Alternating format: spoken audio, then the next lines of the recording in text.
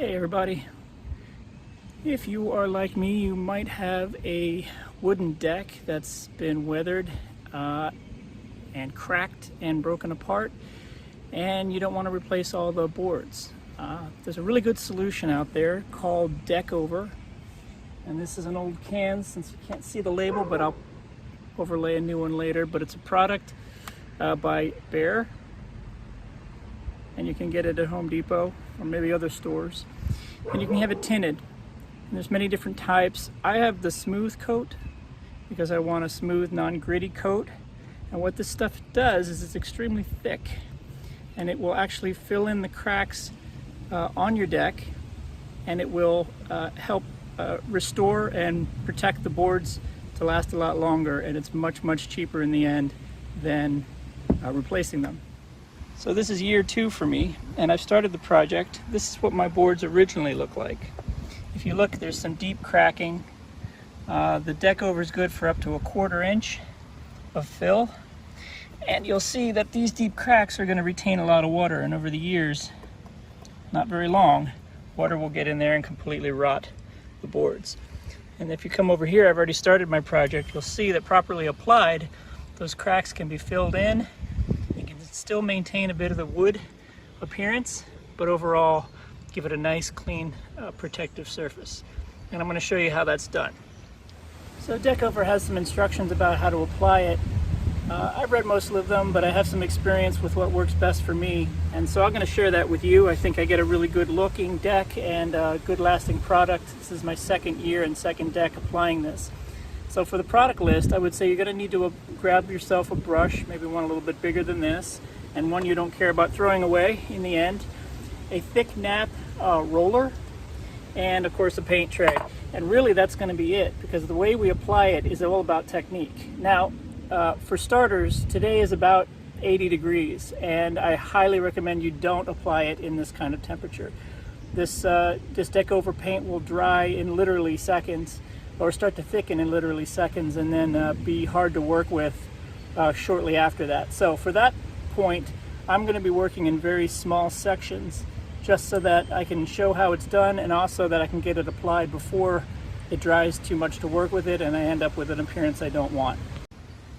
Okay, so in this particular section, you're going to see a lot of cracks that need to be filled in. So what I do is take my roller and get it really super thick on the roller, and I kind of just slap it down in a very liberal fashion over an area, just so that I know I'm going to have enough material to work with once I push it into the boards. Then what I do is I take my paintbrush and I actually brush against the grain in slight strokes like this.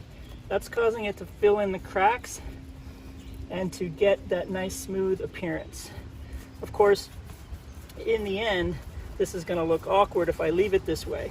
So once the cracks are filled in to the point where I feel like I've got the protection that I need and that it's well sealed, I take the brush and I move along with the grain in light strokes, filling in between the boards and pulling the paint away towards my new work area and giving it a nice smooth appeal. But already I can feel that this paint is getting gummy because of the warmth of the boards and because of the warmth of the day. So again, I would recommend doing this on a cooler day, maybe with a little less sunlight. But ultimately, that's going to dry in about 15 minutes, and I'm going to have a beautiful coat that has the cracks sealed and no splinters in the feet.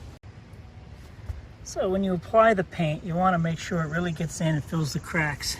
This is a detailed view of my shadow, of how you can really brush in and see how it just beautifully fills in the cracks and creates a nice smooth surface that will harden that way and be a lot smoother to walk on. You can probably get away with just using a brush to apply the paint.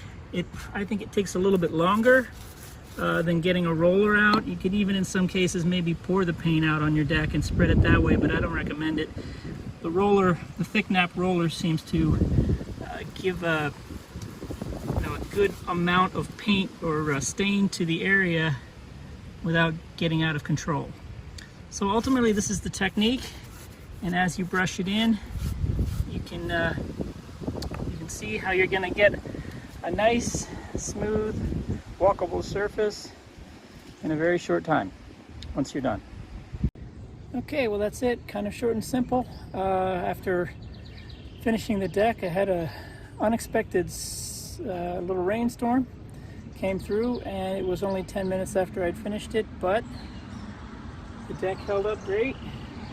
Got water puddling there, which means that it's pretty well sealed, and should be good. So if you have any questions or comments, leave them in the section below. I'll be sure to get back to you, and good luck with your project.